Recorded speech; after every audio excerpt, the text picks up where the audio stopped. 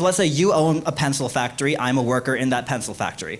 You can have all the machinery, you can buy all the raw materials you want, but without me, and presumably many others like me, to assemble the pencils, all you would have is a pile of wood, yellow paint, graphite, rubber, and aluminum. Okay. That would be worth, and that is worth less than the pencil when you try and sell it. And yet, all of that value added by labor, apart from the wages that you give me, which if we're being honest, there is a major power imbalance in our ability to negotiate that.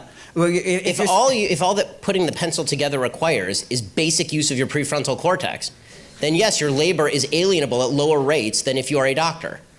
That's not the fault of the person who owns the machinery. But if you didn't have workers like me and your pencil factory, and you were just one man. But I do. I have millions of people who are willing to do that voluntarily for me.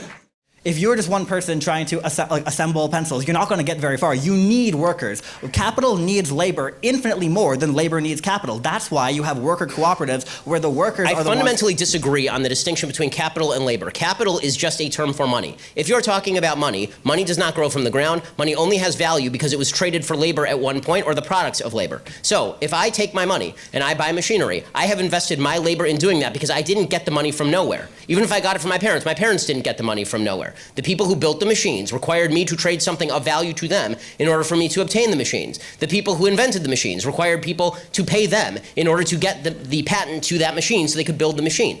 The problem that I'm seeing in what you're saying is you have still failed. If what you're talking about is a system of voluntarism, you still have not named any area in which we disagree, and yet you're telling me that you're a socialist and I'm a free marketer. So one of us has got this wildly wrong, and I'm pretty sure it's not me.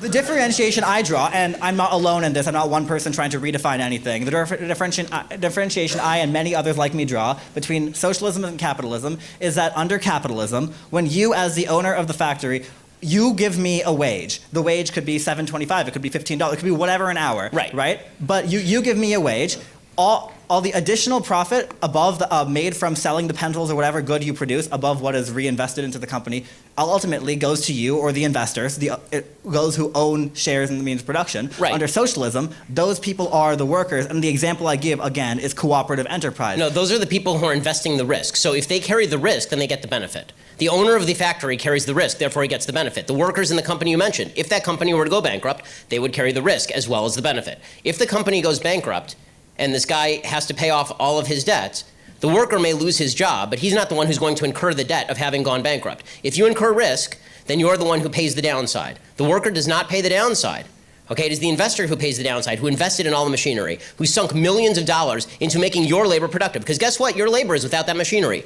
Gunk. Nothing. You don't have a pencil to put together. You don't got the wood. You don't got the paint. You don't got the rubber. You don't got the metal. You got nothing. Right? You're sitting there, standing outside, twiddling your thumbs. It required somebody to invest, who do you think put more in? The guy who spent millions of dollars buying all the machinery, leasing the place, making sure there was a management structure, doing the LLC formation, making sure all the tax code was in compliance, or you standing outside because you can stick a piece of graphite into a piece of wood?